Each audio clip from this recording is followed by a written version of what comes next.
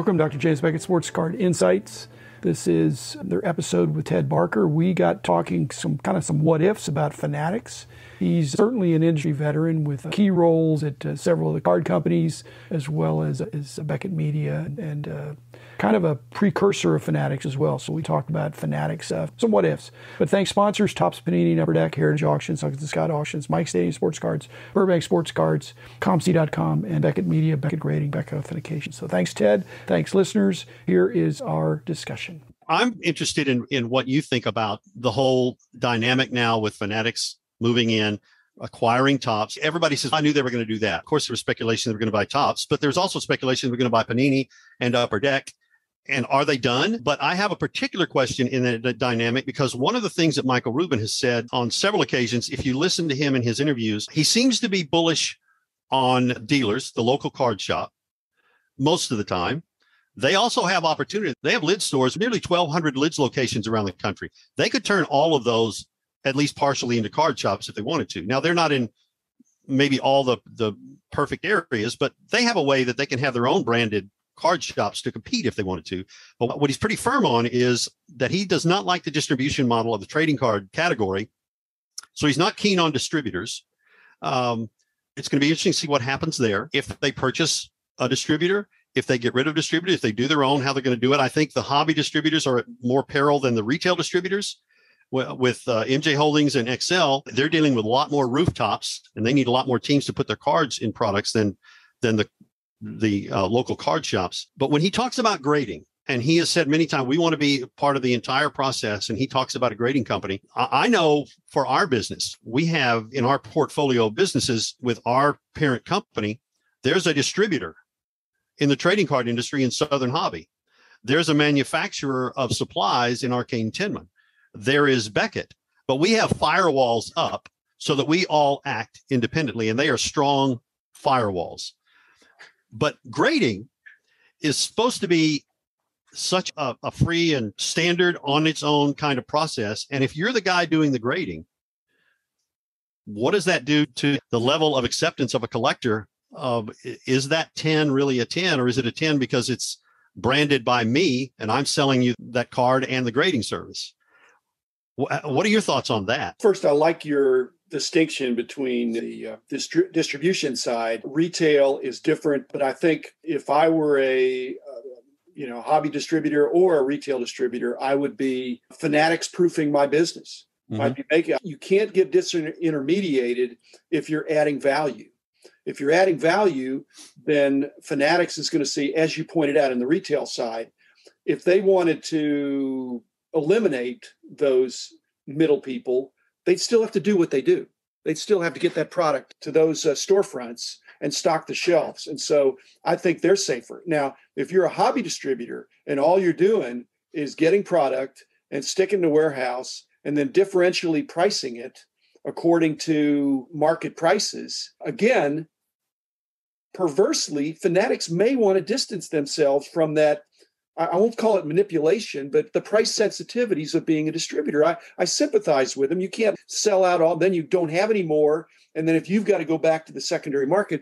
So that would be a way of Fanatics insulating themselves from that criticism. On the other hand, I think they want to participate in the secondary market and get another piece of the pie. Okay. And then lastly, to me, if Fanatics is smart, they are smart.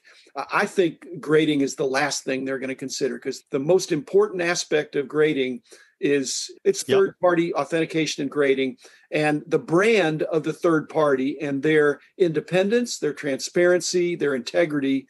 It's the reason why we got into it, because I thought we could do this with integrity. Our brand is strong. And we were pricing cards anyway when we were doing price guides. So when you're pricing the cards, wait a minute, you're basically, anytime you price a card, it's because it's in near mint or whatever the grade was we were establishing. So I think BGS needs to continue to maintain its excellence and its market niche, which now there's enough data out there to see that BGS is strong number 2, but they're not number 1. That doesn't mean we couldn't be market leaders in many respects. And I think we are. So I don't think Fanatics should buy BGS. I don't think it's for sale, but if Fanatics were to buy BGS, you lose some of that third-party aspect. And most of the card companies now have improved their quality control, that they're not having trouble kicking out high quality cards. But if it's not a third party, Ted, it could be revenue negative to Fanatics to have their own grading. When I was selling for UDA and Upper Deck on the Shop at Home network, Shop at Home, they had such an interesting business because they went live overnight. As Don West screaming into the camera all night long, they were live between midnight and 6 a.m. They would do 2 or 3 live hours, and then they would rerun those hours. And that same show might run 10 or 12 times, but their buyers were up all night. But the grading services that they would use on a lot of those products were like Bob's grading service. And Well, Bob no, it's BCCG on some of them. That's true. But there were so many it's a gem mint, pristine, world-class, upper tier 10. Yeah. That's their grade. Who is it? It's Bob's Grading, and he's 3 blocks down in a garage, and he also works for it. So that's the wildest example I've heard. But keeping the integrity of the grade and keeping that purely separated in a third party, I think that's a hard thing to get rid of and make the grades worth anything. In fact, it destroys it. So I just think it's real interesting. They've got so much to learn because they've never created a single trading card launch of any kind. I've never thought about this until just now, but this is a scary thought. But I don't think it's in Fanatics' best interest. I think it's revenue negative for them to take on grading because I think it would impact the perception of who they are. Mm-hmm. So grading and authentication are out. But that doesn't mean Fanatics couldn't get into the encapsulation business. That's true. Which is essentially authentication, but not grading. If this is an authentic Fanatics card, it's hermetically sealed, it's described, and we're not going to say it's a 10, 9.5, 9, 8.58. It just is what it is. It's a brand new card, like the untouched or the... Yeah, everybody's done. There's several that have done those things. Uncirculated, yeah. Yeah. So they could do that, but once you get into the black 10s, the 10s, the 9.5s, the 9s, that game, that needs to be third party. I agree with you, and I agree that's way down the line for them to consider. I think the first thing they have to consider, and I think the reason that they are so happy to get the Topps deal done now, one, I think they got it for a really good price, but two, the product development cycle is anywhere between 7 or 8 months on average of a particular product. What you're going to see this year in Topps products, hoping there's no work stoppage and baseball is on time and everything is working, they're going to get to see where now it's our company, but the products have already been developed. The distribution plan is already out there. The allocations have already been, they're actually able to just tiptoe into the shallow end of the pool for right now and see how it works. And it's ours for a period of time as they decide how we can have our greatest impact with these new licenses we have and our new acquisition. Well, Fanatics, an excellent decision, I think, to buy them. I think the price was good for them. But don't feel sorry for Topps. I don't. If this was 2019 and Topps, somebody said, hey, we're going to give you $500 million for Topps, they may have sold the whole company for $500 million, much less just the sports card aspects that a couple of years ago, Topps wasn't even worth that much. Absolutely right. Michael Eisner paid a lot less anyway. So, sure. So they're doing okay, but Fanatics got the better, has the potential to really take it to the next level. And I think they're going to have their hands full. But if I were a distributor, I'd make sure I had my act together and make sure that I have the relationship business and that you're maintaining those relationships. If it's transactional in a sales thing, then you're going to be out because Fanatics has the warehouses already and they're used to dealing with bulky items. The LCS is safe because if card product comes into lids, they're going to be 100 SKUs. It's going to be 100 different current boxes, all put out by Fanatics. Okay. I don't think you're going to be able to buy Ronald Acuna single or Patrick Mahomes. I agree. But you could buy the latest Fanatics box that comes out, which would now be Topps, I suppose. And that's easy to sell, easy to stock. And that's the stuff that the 10 million SKUs that ComC has and Rob Barris has and Beckett Marketplace has. I think if Fanatics is wise, they're going to lead that to the LCS. And that part is necessary. Yeah. And I believe they will. You're talking about don't feel bad for Michael Eisner, and I don't. But I've been through enough of these purchases that we've talked about and acquisitions that who you're left to worry about are the friends that you have inside those businesses. And that they're apparently 350 employees around the world for Topps, and we're not getting rid of any of them. That's never, ever That's not the true. case. That's not true. That means we're not getting rid of any of them on day one or day 30, let's say. But that's right. 3 months or 6 months, a year especially, there'll be attrition. And absolutely, they could call it lots of different things.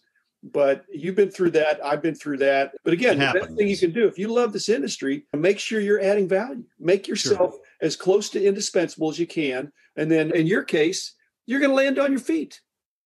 Because if the company gets shut down or bought, or your position is eliminated, somebody else is going to say, hey, Ted's available now, or the person at Topps. But if you're not adding value and you don't have visibility in the industry, then they're not going to be those 350 same people there next Christmas. No, exactly. And I'm interested to see if they...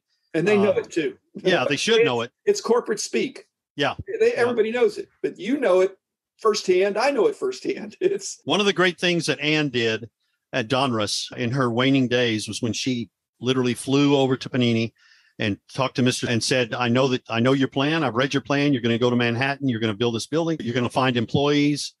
I've got all of that for you right here in Dallas. We've got A to Z, soup to nuts available for you in a great place. I'm interested to see if the family that works now in that high rise in lower Manhattan is still there, or if they're going to be in Florida. Well, I said that in one of my podcasts. And that's the first thing you do. We all 350 people have jobs. However, we're moving to Florida. Yep. That's what they did to us at Athletic Supply.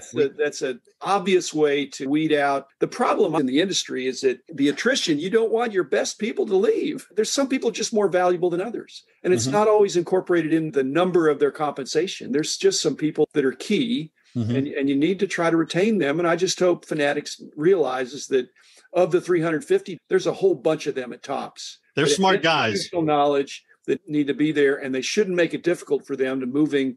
Although Florida's not a bad deal, but some people just love New York and not going to move. You said it before, Fanatics is loaded with smart people, and I think they'll make a lot of good decisions. I think they're facing things they don't even know exist yet, that problems and challenges that they're going to have to deal with. But I think they're going to make a lot of good decisions, and I'm still bullish on the industry. I'm too. Well, thanks, Ted Barker. Thanks for spending time with me. I'm going to try to go to the summit too, but I'm going to try to go to the Mint Collective. I don't know if I can do the March date. I was going to go for the January thing, but we have a plan for you at the summit in October. I'll reveal to you at a later date. Okay. I'm trying to be a little more active in the hobby. Still want to be semi-retired, but I realize my role now is to influence the influencers. Yep. So again, it depends on the audience. Both these audiences, I think the investor types don't really want to hear from me. I'm OG or something. On the other hand, what goes around comes around. Whereas the LCS guys, those are my, because I was one. And we had twice as many of those folk at this one as we did last year.